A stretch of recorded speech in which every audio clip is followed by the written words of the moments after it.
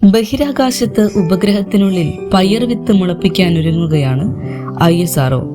അടുത്ത മാസം PSLV-60 റോക്കറ്റിൽ വിക്ഷേപിക്കുന്ന സ്പാഡെക്സ് ഇരട്ട ഉപഗ്രഹങ്ങൾക്കൊപ്പം മറ്റൊരു പേടകത്തിലാവും ഇത് കൊണ്ടുപോവുക. ഡിസംബർ 20-നോ 21-നോ ശ്രീഹരിക്കോട്ടയിൽ നിന്നാകും വിക്ഷേപണം. സ്പാഡെക്സ് ദൗത്യത്തിനു ശേഷം ബാക്കിയാകുന്ന റോക്കറ്റിന്റെ 4ാം ഘട്ടത്തെ താൽക്കാലിക ചെറു ഉപഗ്രഹമായി നിലനിർത്തും. ഇതിനുള്ളിൽ 25 പഠനോപകരണങ്ങളും ഉണ്ടാകും.